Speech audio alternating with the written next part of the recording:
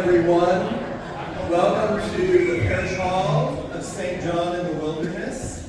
We are so glad you came today. My name is Ed Tompkins. I'm the Director of Music and Organist here. And on behalf of the church staff and the church vestry, which is our leadership board, and all of our members, I want to welcome you. I want to thank God for the beautiful weather we had today, even though we need rain. I know we need rain. But I'm glad it's sunny for you all to be here today.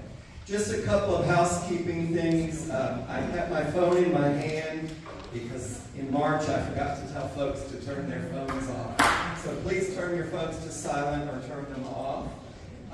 When you arrived today, you were given a schedule of next season's 5 concerts. So I hope you will mark those down on your calendar. And I think all 5 of them are in this hall. So now you've been here once, you know where it is. And then you received a program from the Blue Ridge Ringers.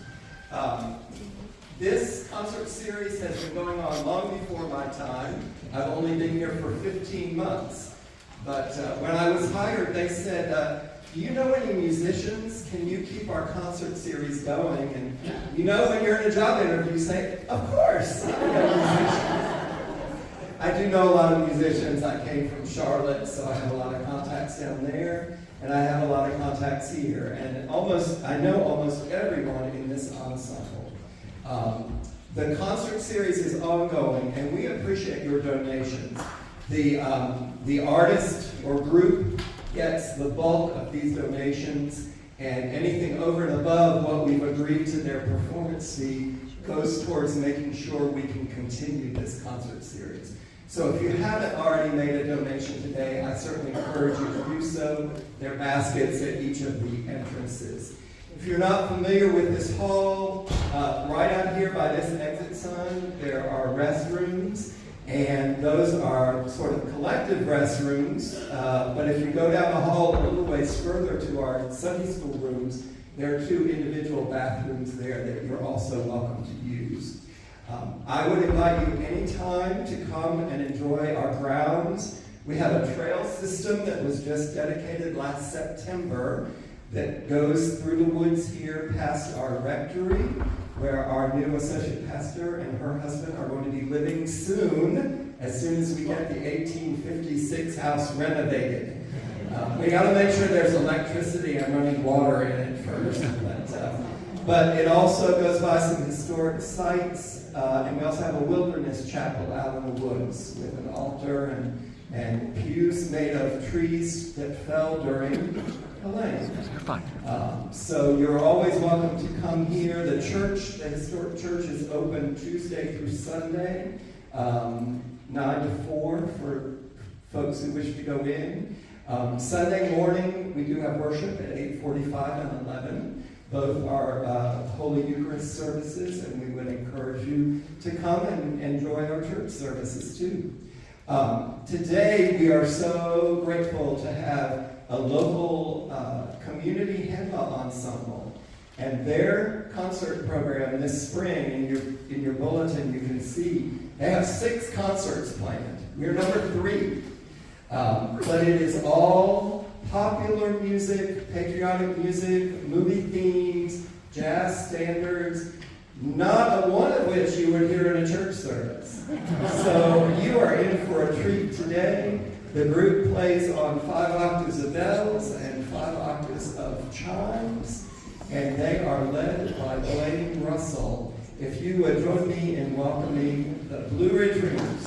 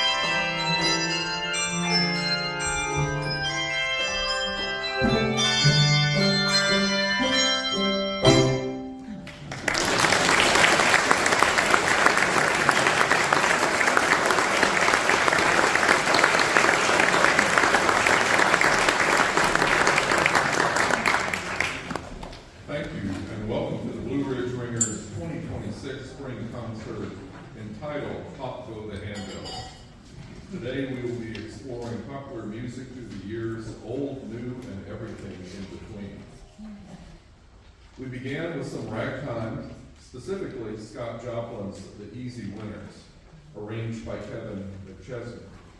Scott Joplin is often called the king of ragtime, having popularized the genre in the late 19th century. Although originally composed as music for dances, its beginnings go all the way back to the enslaved communities of the 1820s. The next piece you will hear is Georgia on My Mind, written in 1930 by Boogie Carmichael and Stuart Dorrell. It has been recorded by artists such as Ella Fitzgerald and Willie Nelson, but the Ray Charles version became the most famous. It was named Georgia's official state song in 1979. This piece, arranged for handbells by Hart Morris. The Ringers will now present Georgia on My Mind.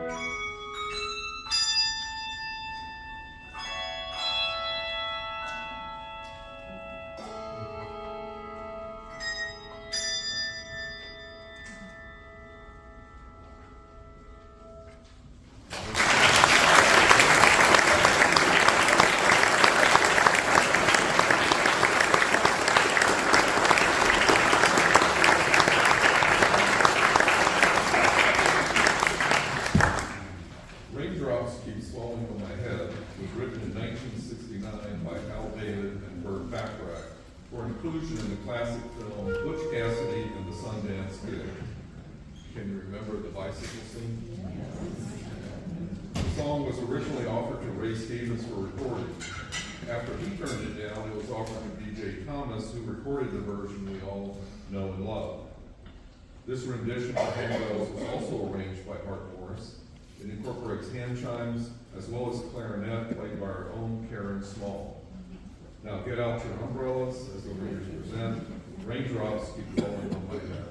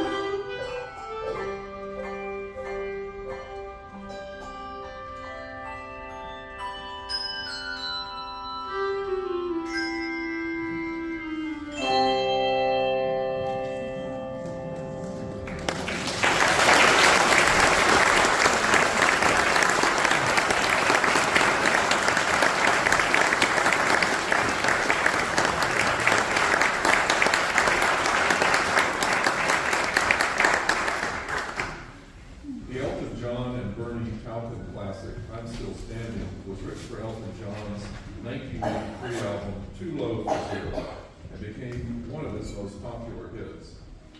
A music video promoting the song on MTV, when MTV was still in its infancy, helped it to gain massive popularity on both sides of the pond. In this version for handbells, arranged by Kevin McChesney, the exciting melody keeps our treble ringers busy while the driving rhythm of the song is held down by our bass section and the piano played by our own Kim Browning. Directed by our assistant director, Brennan Chavron, we hope you enjoy the spirited rendition of I'm Still Standing.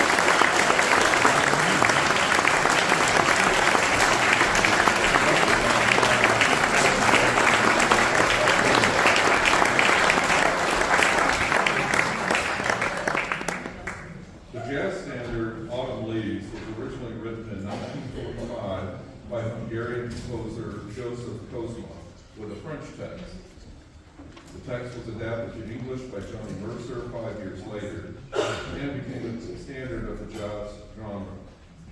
It has been recorded by many of the greats, but it was a 1955 version by Roger Williams that became a #1 hit in the United States. Andrea Handley's arrangement for handbells starts with a quick descending pattern in the bells that almost sounds random, giving the illusion of falling leaves before establishing the main melodic theme. So sit back and enjoy Autumn Leaves.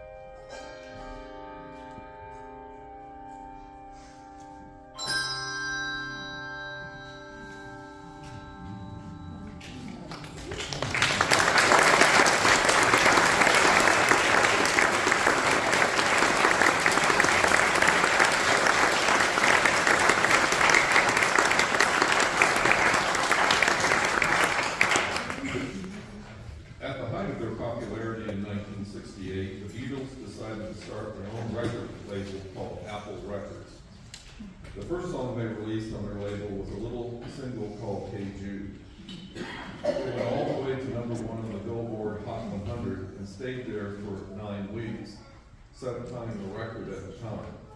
Written by Paul McCartney, the song has stood the test of time. Our rendition of this classic was arranged for handbells by Ron Mallory. This arrangement highlights the familiar and easily singable chorus. Our own Karen Small adds rhythm with the tambourine. Of course, when we get to the na-na-na-na part, you're welcome to join in and sing. The Ringers now present Ron Mallory's arrangement of Hey Jude.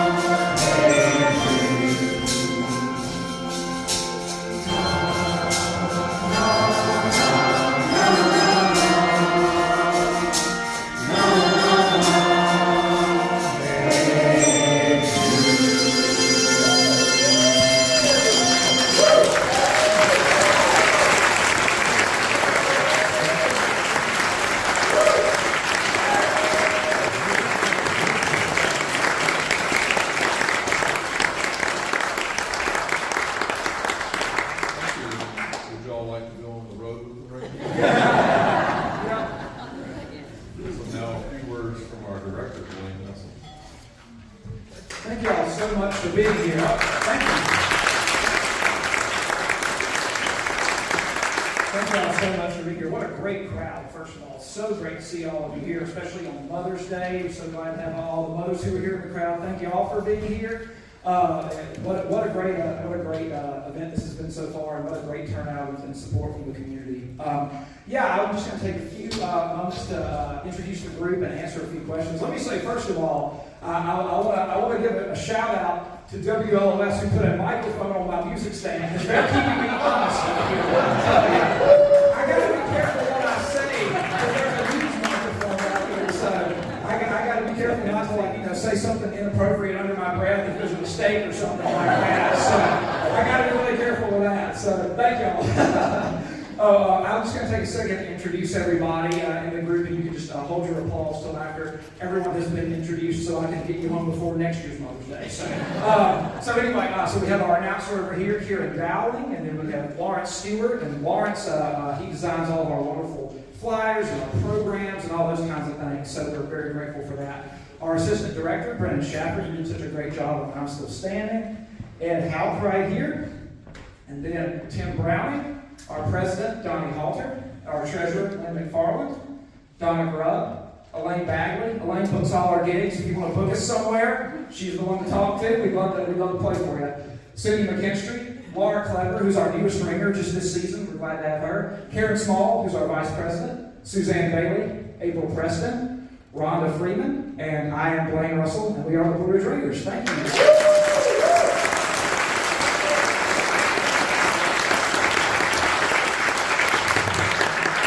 Take a few minutes to answer questions that y'all might have. I'll probably just take a handful because, once again, I don't want this to go on for a super long time, but there are often folks here who have questions about handbells and about our group. And let me mention first real quick, one of our Blue Ridge Ringers longtime directors, Bob Currier, is here, along with his wife, Marie, who is a longtime member of the group, and they're right somewhere. Where did they go? Oh, there they are. Hey, there they are. They were over there earlier, so we're so glad to have Bob and Marie with us. If anybody has any questions about what we do or about handbells, we can take a handful of questions. So just raise your hands, and I'll do my best to answer them. And if I don't know the answer, Jane Patterson in the crowd probably does. So, what you got? How do you keep them tuned to the right frequency? Well, so the thing about handbells is they are tuned to ring a very specific note and to ring very specific overtones. They do not really fall out of tune. Bells don't have to be tuned unless something catastrophic happens to it to truly affect the pitch. But bells need a lot of regular maintenance, but tuning actually isn't one of them. They pretty much just stay where they're supposed to be unless, like I said, something horrible happens. And we hope that never happens. So thank you for that question. Any other questions? Yes? What's the total difference between a bell and that other gadget? And this other thing, yes. The big difference is that the handbells are made of bronze, and the choir chimes is what they're called, or the hand chimes. They're made of aluminum. They're much, much lighter. If you look at it, it kind of looks like a tuning fork. It's basically like a tuning fork with a clapper on it, essentially. So with the handbells, like I said, they're tuned for specific overtones, and what I mean by that is little tones that aren't the fundamental pitch, which you'll hear kind of above them. But with the chimes, you get mostly just the fundamental pitch. So it's a completely different sound. It meshes really well with the bronze bells. Sometimes you'll hear the chimes doing like an isolated melody line or something like that. It's a really beautiful sound, very different from the bronze bells. Great question. I think I saw a hand up in the back, maybe? Yeah, then I'll get yours next. Yes? Who polishes your bells? It's usually a group effort. It takes a while. It's a process. So there's usually a polish party of some type, once or twice a year, and that helps keep them looking nice. We do little just kind of spot polishing after every rehearsal, but the real heavy duty polishing, it's a group effort. And a question here, yes. I'm curious about wrist fatigue. There are ways to healthfully ring to try to avoid things like that. But of course, wrist fatigue does still happen. Sometimes people have to wear little wrist braces and things like that when they ring and such. Wrist fatigue can happen, carpal tunnel can happen, lots of, but there are methods of healthy ringing for both treble and bass bells to try to avoid injury. I know bass ringers that weight train. I mean, truly, you're slinging around 9-10 pound bells for hours and hours. You see, including Lawrence, he's always weight training to bring those bass bells. So yeah, you hope that you can ring healthily and avoid those kinds of things. So yes. Is this one the largest handbell choir? No, actually, well, I mean, this is a pretty good size. This is definitely above average. However, you can get choirs that ring up to 7 octaves, even 8 octaves of bells. This is 5 octaves, and so if you get a group like the Raleigh Ringers, they ring many more bells than this, and so you'll get groups that expand either to the lower and the higher end of even more bells. So yeah, so we're above average definitely though. So yeah, and I think I saw a lot of yes. Talk about the different techniques you bring. Yeah, well, there are tons and tons of different handbell techniques. Some of the ones you may have seen today is you'll see that you can ring bells with a mallet. You'll see there's mallets here. You'll see that there's a thing called a martellato where you just kind of like punch the bell down into the foam on the table and it creates a kind of stop sound. There are lots of different things. Like there's 4 in hand up in the treble where you actually have 2 bells in each hand. And so and that's just scratching the surface. And they continue to create, there continue to be new techniques created. Actually, I've seen even recent things about it. There's a new handbell technique that's composed within the song that's never been done before, So, yeah, that just scratches the surface. Yes, I see right there. Are there different techniques on music? Yes, there are special symbols for each type. A lot of handbell specific notation for the and sometimes you kind of play with different things and see what will work. But for the most part, it's written there for you. So yes. I'd like to know how they're stored and transported. Transported that's a group effort. We divvy them up in our vehicles. That's how we do that. And we, for the most part, we keep them stored at First UC Hendersonville where we rehearse. Oh, in cases, yes. Yeah, they're in these. We got these great new rolling cases, which are a lot easier to carry around than the big, heavy cases that we kind of lug around. Are they stored individually? No, traditionally they're stored by about an octave at a piece. It's like the center octave, octave 1, and then octave 2 will be like half above that octave and half below that octave. That's traditionally how it's done, but different companies do it different ways. Yes. Cutouts for the size bell? Yes, there are like cutouts in foam for different size bells. So I can probably take about 2 or 3 more questions. So I think I saw yes. How often do you rehearse and do you play your round? That was your question too. Okay, well I'll answer for both of y'all. So we rehearse weekly from 12:30 to 3 o'clock. So roughly 2.5 hours a week. We started rehearsing this music back in mid to late January. And so we also lost 2 weeks of rehearsal with the snow that came through, that was fun. But 2.5 hours a week for roughly 4-ish months, 3.5 months, something like that. Yeah. So that was your question too. Great. I'll take like 2 more if anybody else has questions. That may be on that. Oh yes. Do you tend to have like a musical background, or do you just go straight into a ringing?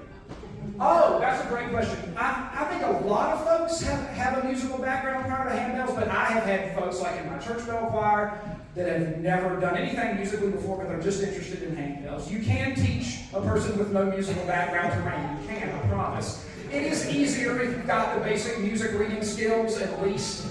The thing to remember is that all of their music just looks like piano music. You're seeing everybody's notes.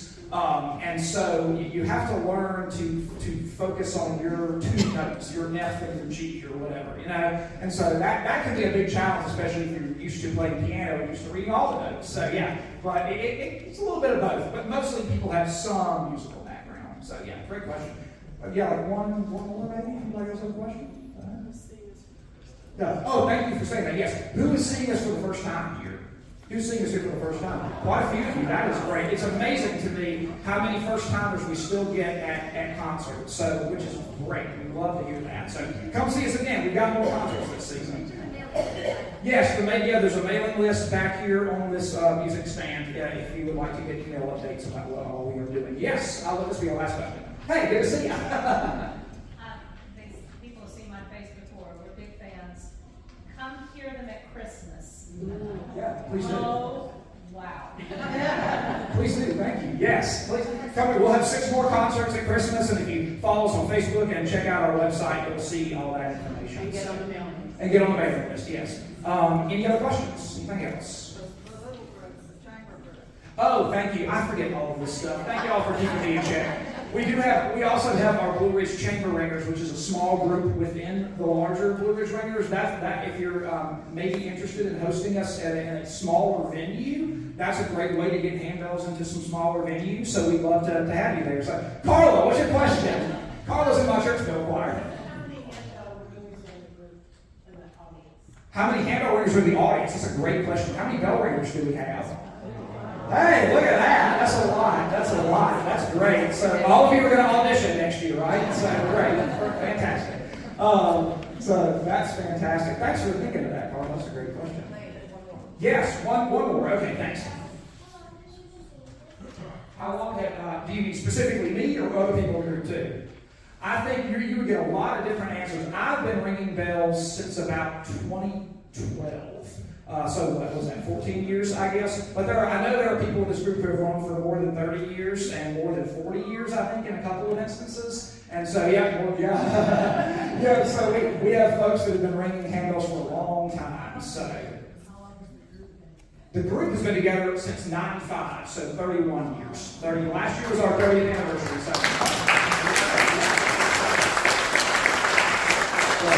Great question.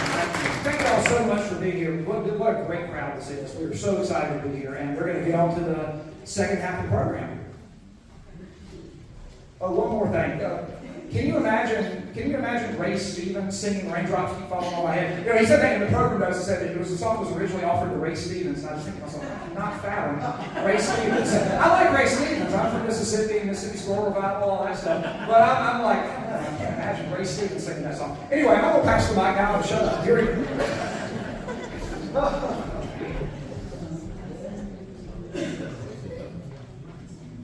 Fly Me to the Moon was written in 1954 by Bart Howard, but achieved little popularity in its first 10 years.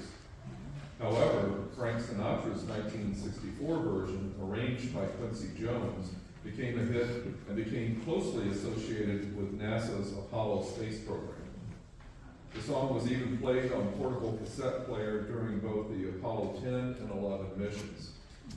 It continued to have strong connections to the moon landing, even being played at astronaut Neil Armstrong's memorial service in 2012.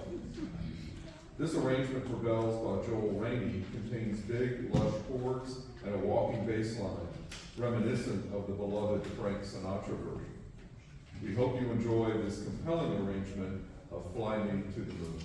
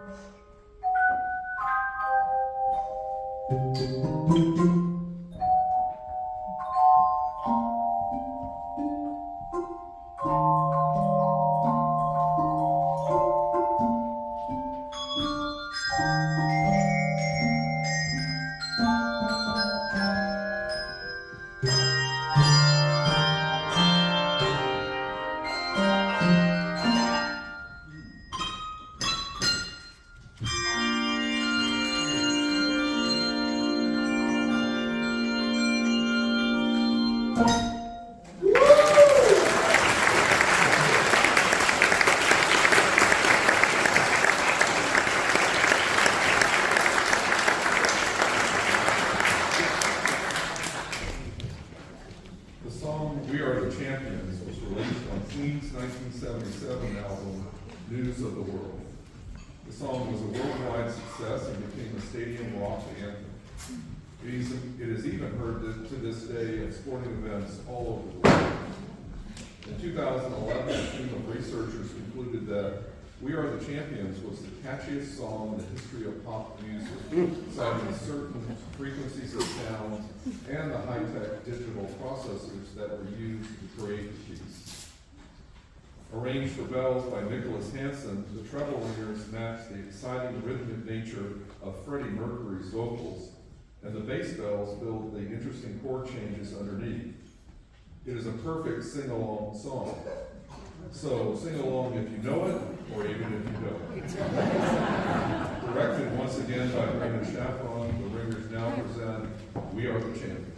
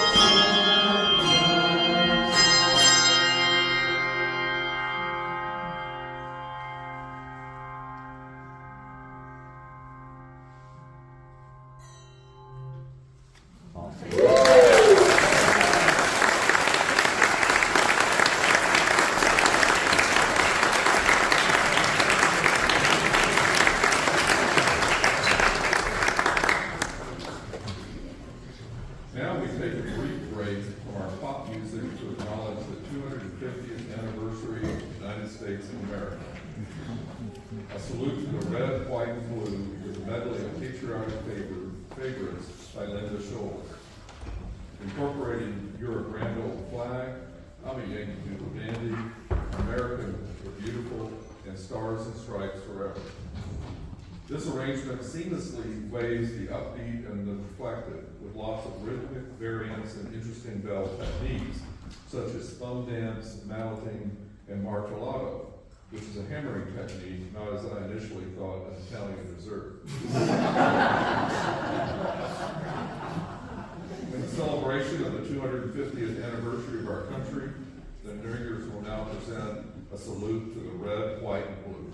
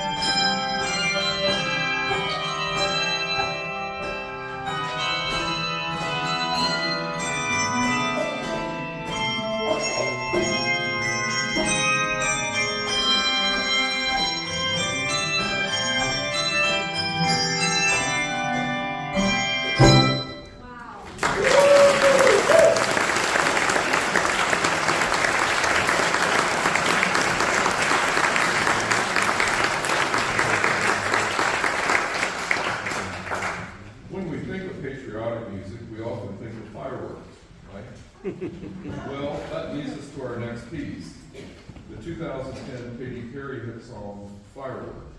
After all, we had to include at least one newer pop song.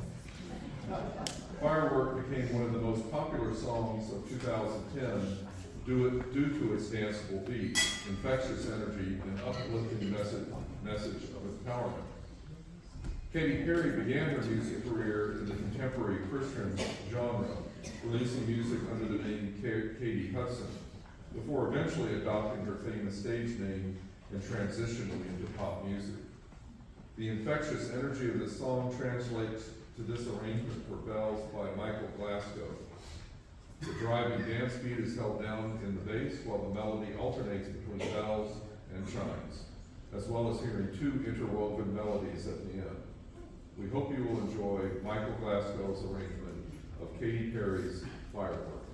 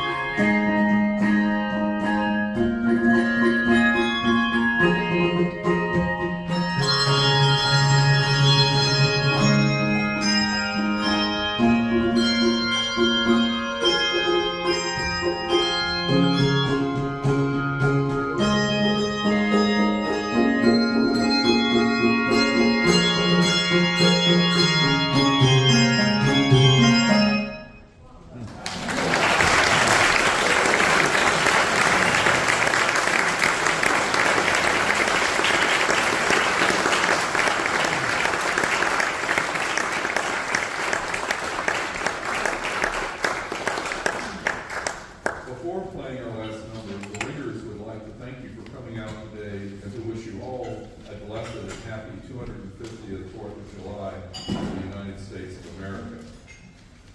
After the concert, feel free to come up and to see the bells and to ask questions. But I'd just like to ask the ringers, I think that this audience should get an award for the best vocal performance. So, moving on. The Ringers' final piece, Spy Ring, is a medley of songs from spy movies and television shows, the Mission Impossible theme, the James Bond theme, and the Peter Gunn theme. This one arrangement contains many musical and visual elements that add to the mysterious and sneaky nature of the piece, which you will just have to see for yourselves. An auxiliary percussion piece or part is played by our own Laura Klepper. Pay close attention during the song or you may miss something.